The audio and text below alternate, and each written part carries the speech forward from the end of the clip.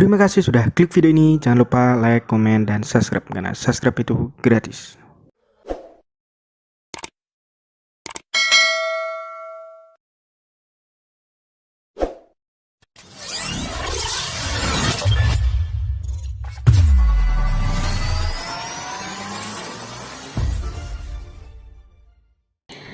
Assalamualaikum warahmatullahi wabarakatuh. Selamat siang, salam sejahtera untuk kita semua. Om Swastiastu, Namo Buddhaya, salam kebajikan. Kembali lagi di podcast KSR PMI Unit UMK yang episode kedua pada siang hari ini di Lab Ergonom Lab Industri Podcast yang bertempat di Gedung C lantai 5 Fakultas Teknik Universitas Muria Kudus. Pada podcast siang hari ini bertemakan Let's Do Healthy Lifestyle During Ramadan atau pola hidup pada saat Ramadan. Di sini kita akan mengupas pertanyaan-pertanyaan dari teman-teman semua seputar kesehatan pada saat puasa Ramadan. Sebelum ke pembahasan yang lebih inti, perkenalkan saya Safira Almirania Kalista sebagai host pada podcast siang hari ini. Di sini saya tentunya tidak sendirian dong. Saya ditemani oleh narasumber kita yang hebat, yaitu Dr. Arif Adi Saputro, M. Biomed, MM. Selamat siang, Dok. Siang, Mbak. Lagi ya dengan Pak yang berbeda. Iya. Di sini kita akan membicarakan tentang pola hidup sehat saat Ramadan ya, Dok. Yeah. Dokter, apa kabar, Dok? Alhamdulillah, insya Allah masih Alhamdulillah. sehat, masih puasa. Alhamdulillah. Yeah. Sebelumnya kami sudah membuka open Q&A dan di sini sudah dikumpulkan pertanyaan-pertanyaannya, Dok. Yeah. Untuk pertanyaan yang pertama, apa makanan yang tepat untuk dikonsumsi saat sahur agar lebih tahan lama berpuasanya, Dok? Oh gitu. Ya. Sebelumnya saya ucapkan terima kasih dulu nih. Kita bertemu lagi di acara podcast ini. Semoga bisa berbagi informasi, berbagi ilmu. Tujuannya semoga kalau saya sebagai dokter meningkatkan derajat kesehatan. Terima kasih dari KSR UMK, terutama untuk pertanyaan-pertanyaannya nanti. Insya Allah saya berusaha jawab, jadi kalau nggak bisa ya mungkin saya susulkan. Gitu. Terkait dengan pertanyaan pertama ya, mengenai makanan. Ya, jadi mungkin saya lebih global dulu saja ya, untuk tips bagaimana orang itu berpuasanya bisa sehat, efektif, efisien seperti itu. Jadi berkaitan dengan sahur, sebaiknya hindari makanan yang terlalu manis ya. Pada saat sahur itu malah justru dihindari seperti itu. Karena apa? Kalau yang terlalu manis, yang kebanyakan misalnya karbohidrat atau kalorinya, itu biasanya kalau karbohidrat itu cepat dipakai, cepat dibongkar.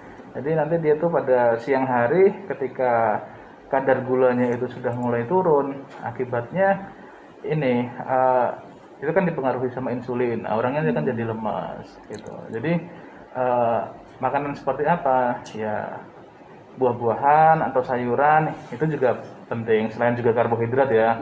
Yang manis itu juga penting, tapi tidak terlalu banyak. Yang kedua tadi buah-buahan dan sayuran. Kemudian kita juga harus menghindari kopi. Kopi itu sebaiknya tidak dikonsumsi pada saat sahur. Gitu.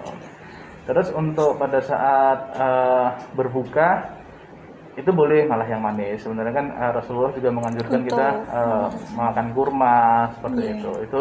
Itu dianjurkan pada saat berbuka puasa. Tujuannya apa? Mengganti energi yang hilang. Tidak lupa pula cairan ya, air putih itu juga penting. Untuk tambahan makanan-makanan yang terlalu mengandung lemak, santan seperti itu juga sebaiknya tidak terlalu banyak dikonsumsi. Jadi kalau jenis-jenis makanannya kurang lebih itu. Itu tadi kenapa ya dok, ke waktu sahur tidak diperbolehkan untuk konsumsi kopi? Kopi ya, kalau kopi itu kan mengandung kafein ya. Jadi mungkin nanti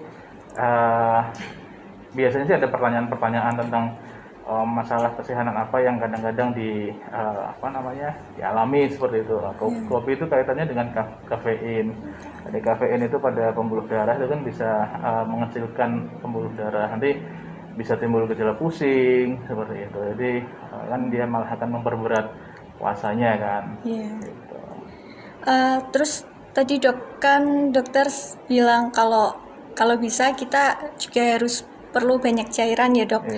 Itu untuk minumannya sendiri dianjurkan kita meminum berapa gelas dalam sahur dan berbuka itu ya. Jadi, soalnya kan siang harinya kan kita tidak mengkonsumsi ya. Yang dari beberapa literasi yang saya baca dari Kementerian Kesehatan itu setidaknya 1,5 liter sampai 2 liter ketika ini 24 jam di luar waktu puasa ya gitu. 24 jam di luar waktu puasa. Jadi kalau 2 liter itu kurang lebih berapa gelas? Jadi 2 liter itu sekitar 8 gelas gitu. Itu dibagi mau tidur gitu, terus bangun tidur pada saat sahur, kemudian pada saat berbuka puasa, pada saat sholat setelah sholat maghrib, terus pada saat makan besar, pada saat setelah sholat isya, terus pada saat sholat tarawih.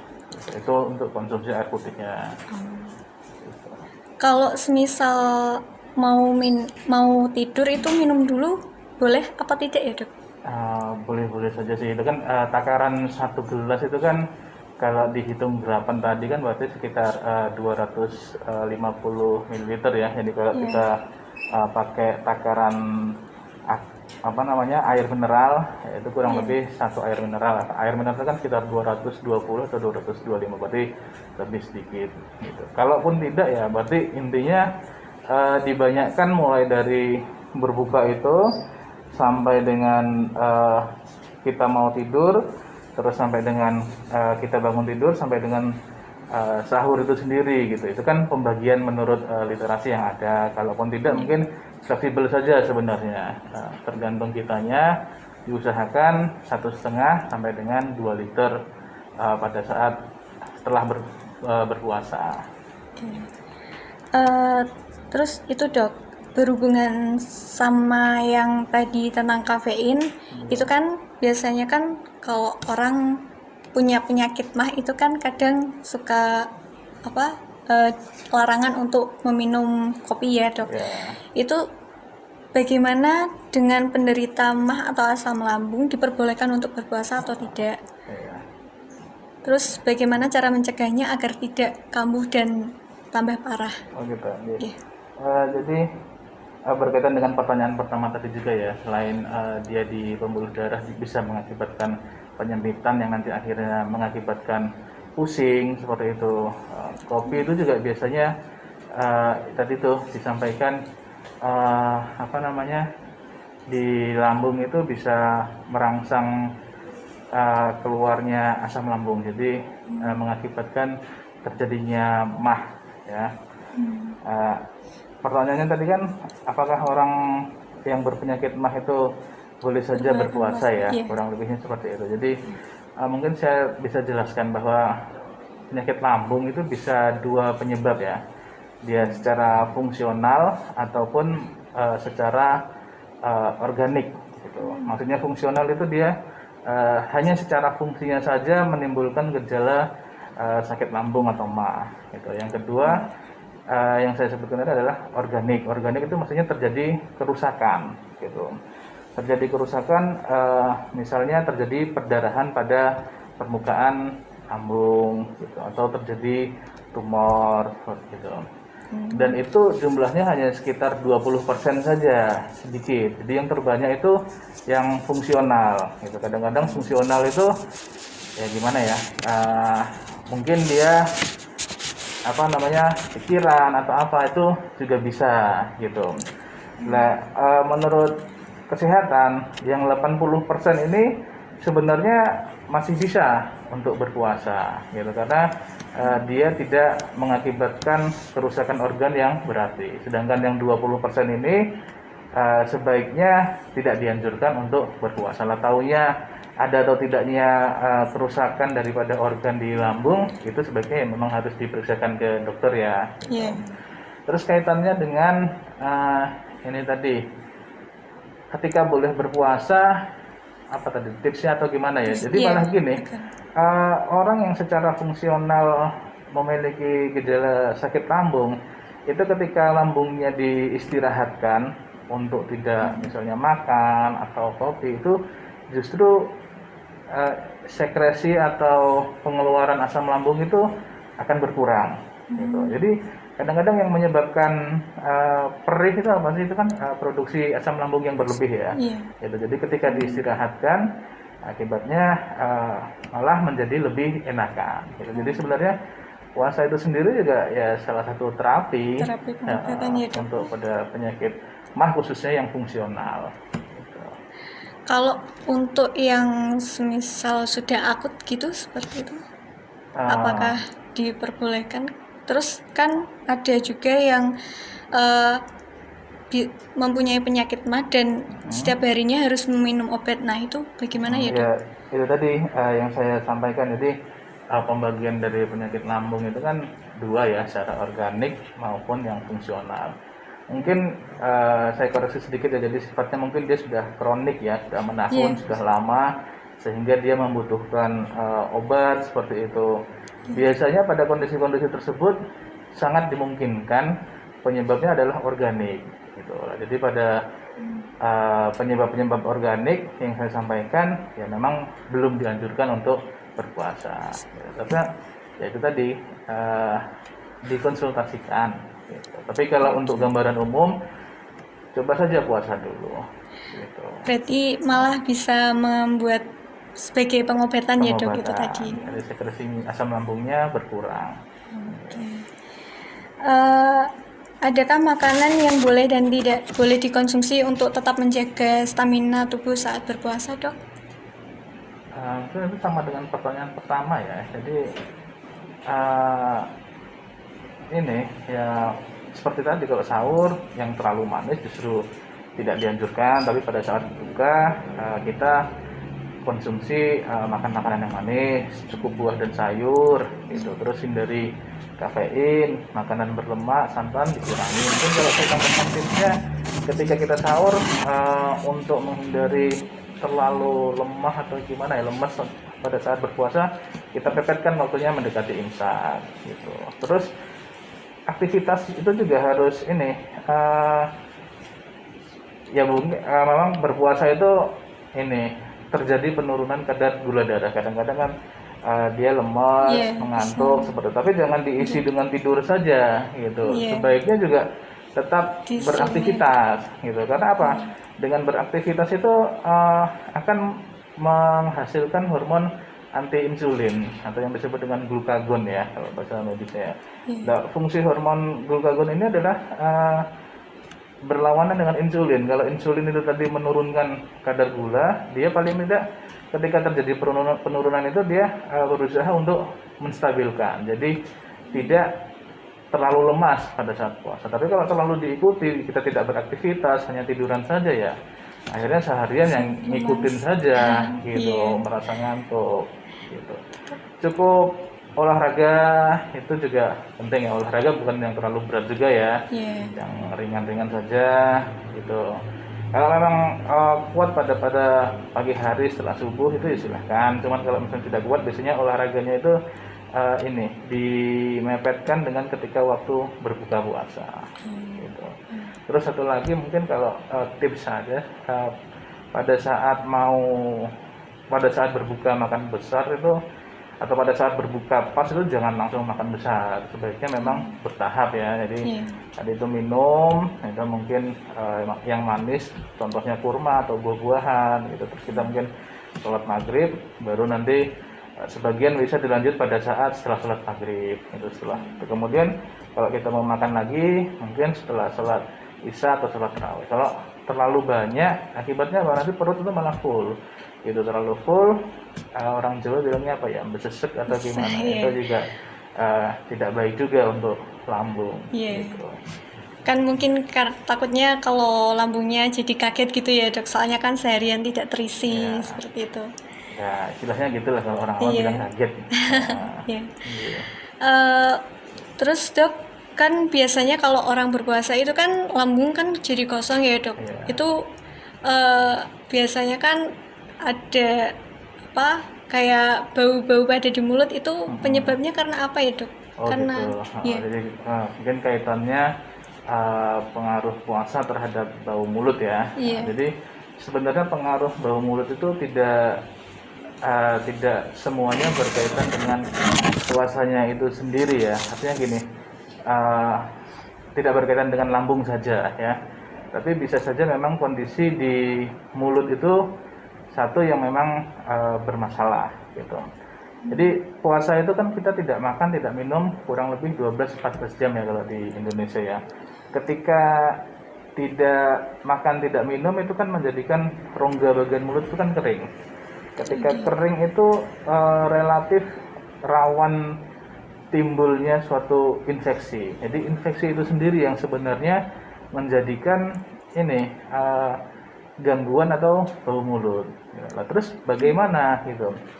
Perlu juga dicari atau digali juga adakah dia penyakit penyertaan, contohnya diabetes gitu. Pada orang yang diabetes itu relatif cenderung gangguan mulut kering yang mengakibatkan infeksi serta mulut berbau itu lebih banyak gitu. Tapi kalau tidak ada, ya tipsnya ya kita tetap menjaga kesehatan gigi dan mulut gitu.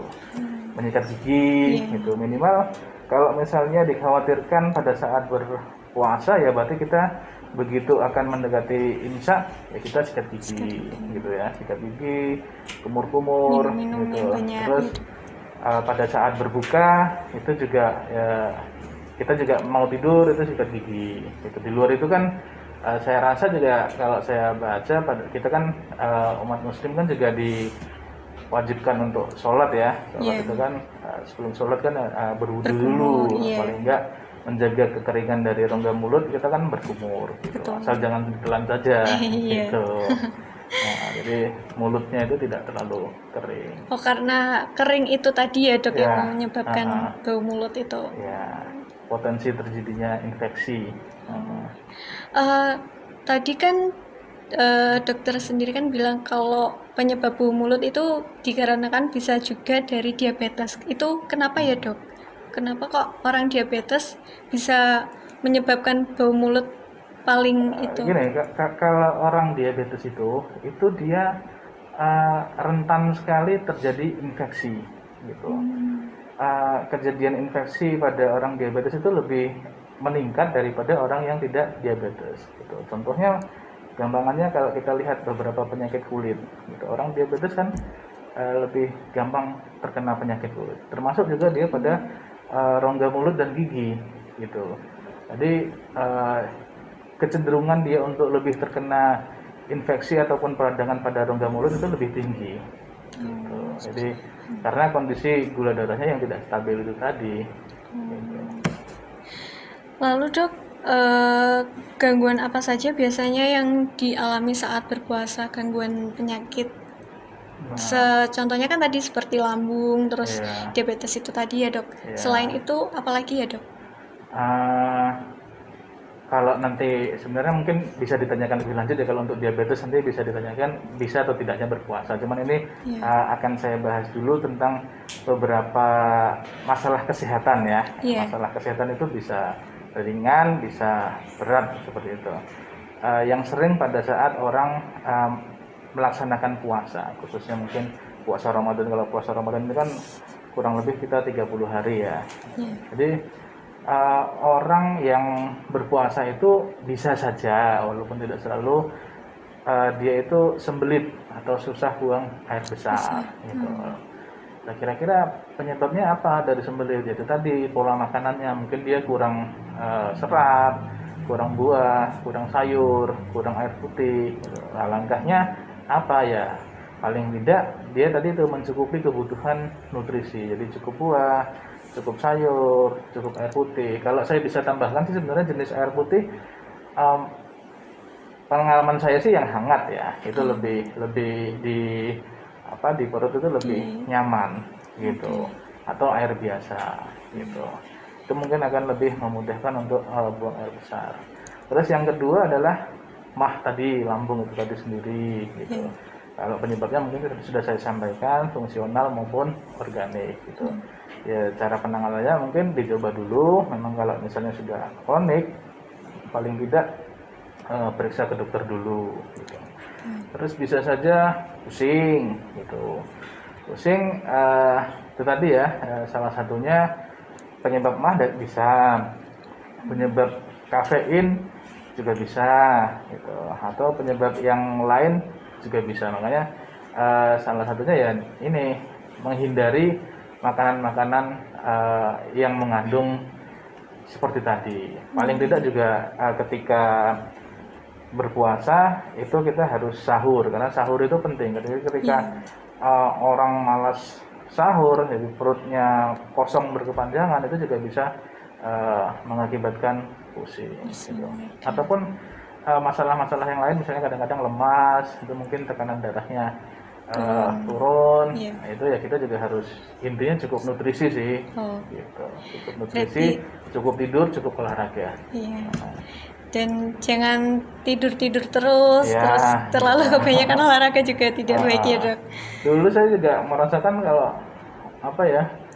ketika kebanyakan tidur itu malah kayak terasa gitu. Tapi ketika saya buat aktivitas gitu, malah kalau orang Jawanya bilang ujuk-ujuk udah sore atau apa gitu. Sebenarnya tidak terlalu terasa gitu. Ini kalau kita terlalu merasakan banget puasa lapar, ya nanti keturutannya ya hanya lapar gitu. Tapi kalau tetap kita mengisi, tetap produktif seperti siang hari kita seperti ini, nanti kan keluar dari sini tiba-tiba udah sore kan. Gitu. Tidak terasa ya dok. Iya. Itu kenapa kalau kita tidak terlalu banyak gerak malah terlalu banyak tidur itu bisa menyebabkan pusing, itu karena apa ya dok? Kalau terlalu banyak tidur, ya kalau orang tadi itu ya mungkin karena orang terlalu nuruti lemesnya kan karena insulin bekerja ya, sehingga gula darah menurun. Jadi salah satu gejala ketika dia pusing itu faktor penyebabnya ketika gula darahnya menurun. Faktor penyebabnya salah satunya itu. Terus dok, ini pada saat puasa Ramadan seperti ini, bolehkah seorang melakukan donor darah?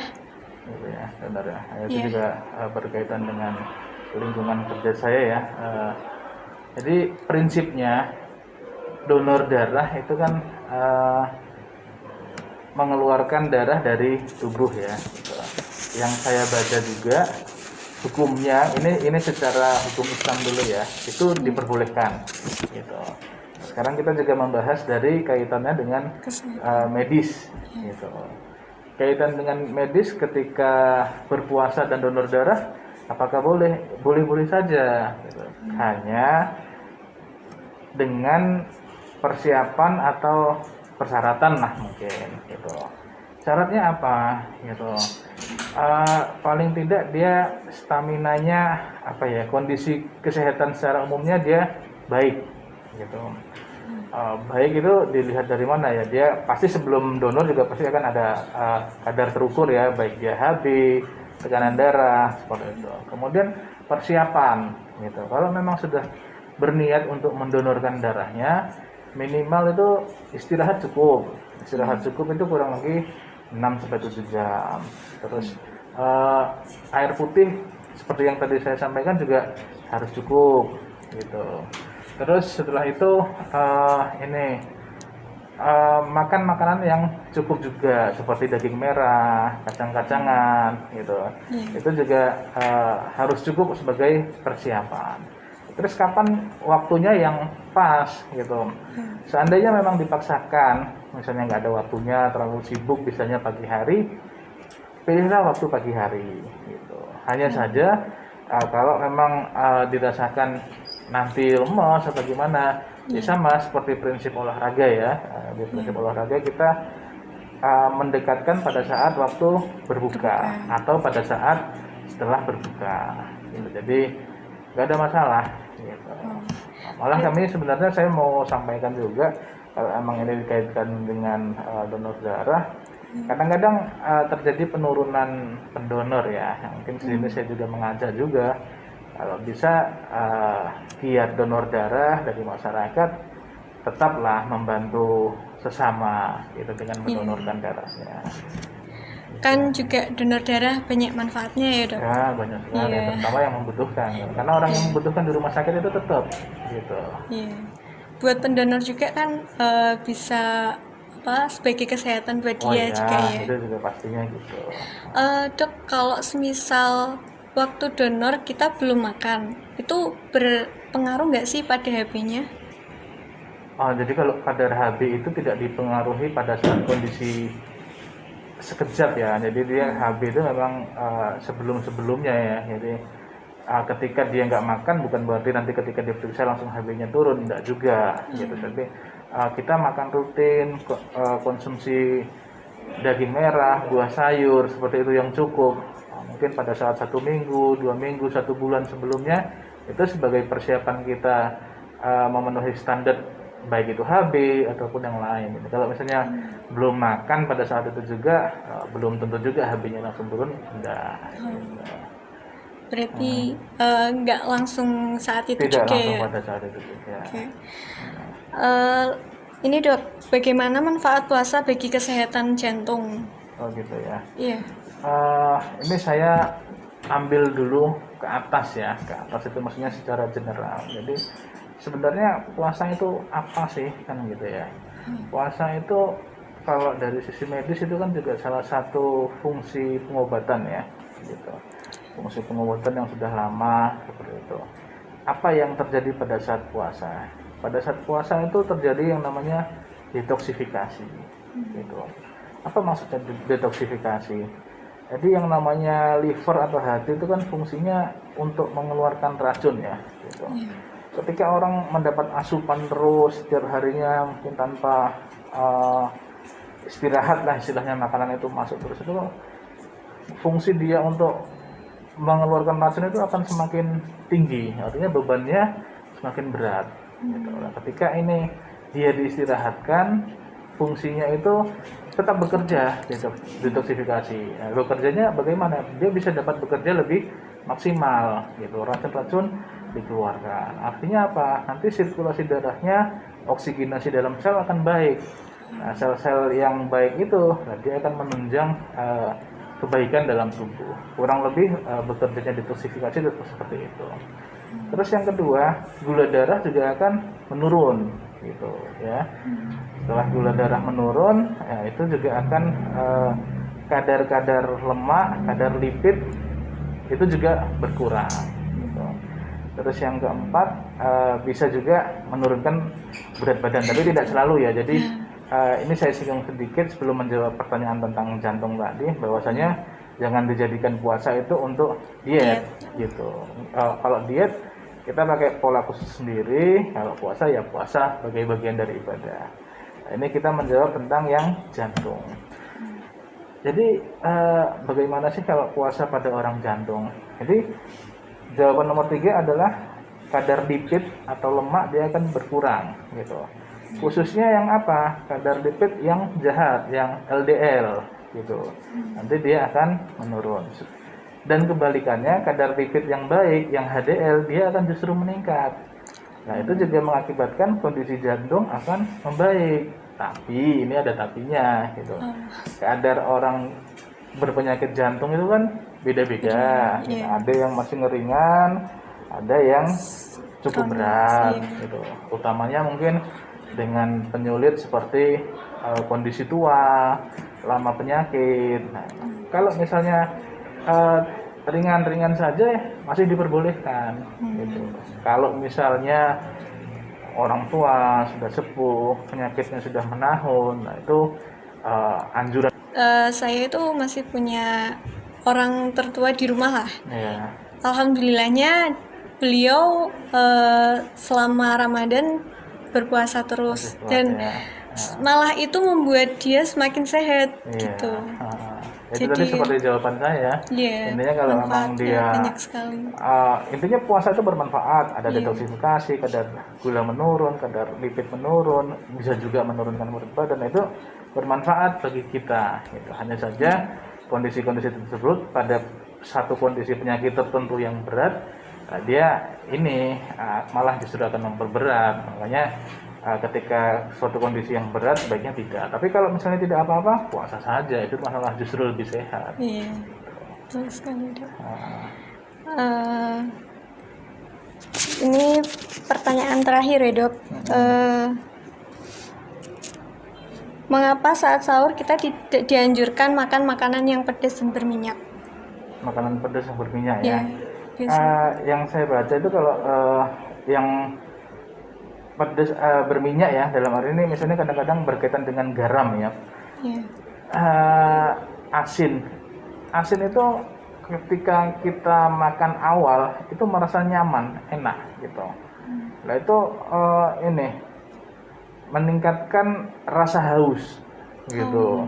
Jadi kalau kita pada saat sahur ketika kita masih bisa minum, enak kan kita bisa minum ya, Iya. gitu. Tapi pada saat berpuasa, kita haus kan malah tidak nyaman. Gitu. Artinya mungkin kita masih bisa sih menahan paling enggak sampai 12 jam ke depan gitu. Tapi kan ya mungkin terlalu berat kan. Jadi kan kita milih kan yang lebih puasa ini kan tadi ada tips-tipsnya ya biar kita enak ya seperti itu. Buat apa saya makan seperti itu nanti akhirnya rasa Tidak hausnya nyaman. berlebihan, Iya. jadi tidak nyaman. Gitu. Berarti terlalu manis juga tidak baik, terlalu asin juga tidak baik ya Dok. Ya yang standar saja lah standar gitu. saja, iya. Kalau untuk di sahurnya gitu. Nanti di berbukanya ya mungkin kita bisa tambahkan sedikit. Yang penting kecukupan nutrisi itu kita takar lah. Gitu. Cukup air, cukup buah, cukup sayur. Oke. Sebenarnya ini masih banyak sekali yang perlu dikulik lagi ya Dok tentang puasa itu, tapi Iya. untuk waktunya kita sudah Iya. sampai di sini. Iya. Sebelum mengakhiri podcast pada siang hari ini, kesan dan pesannya untuk teman-teman semua tentang puasa apa ya Dok? Ya, yang seperti saya sampaikan di awal tadi ya, kalau saya secara pribadi, kalau punya ilmu itu berbagi ya. Gitu. Saya pribadi senang untuk berbagi ilmu ya. Gitu. Mungkin di lain waktu ya monggo aja ketika mau tanya apapun yang berkaitan dengan kesehatan ataupun apapun saya bisa jawab, insya Allah saya bantu jawab. Itu saya pribadi. Terus yang kedua untuk teman-teman dari KSR tetap semangat ya, tetap produktif gitu. Khususnya untuk pada saat puasa ini ya itu tadi seperti tips tadi tetap kita beraktivitas gitu. Selain berpuasanya itu berpahala, produktivitasnya juga akan semakin baik. Juga nanti kan berguna nanti untuk kalian ke depannya. Iya. Gitu. Tetap semangat saja lah. Intinya jangan bermalas-malasan ya Dok. Karena semakin kita beraktivitas itu bisa membuat tubuh kita menjadi sehat ya Dok. Insya Allah seperti itu. Gitu. Nah, itulah pembicaraan kita pada siang hari ini. Intinya yaitu puasa, tetaplah berpuasa dan jangan takut untuk lapar karena kita harus juga beraktivitas agar tubuh menjadi sehat. Sekian dari saya, Safira Almirania Kalista. Saya Dr. Arif. Assalamualaikum warahmatullahi wabarakatuh. Waalaikumsalam.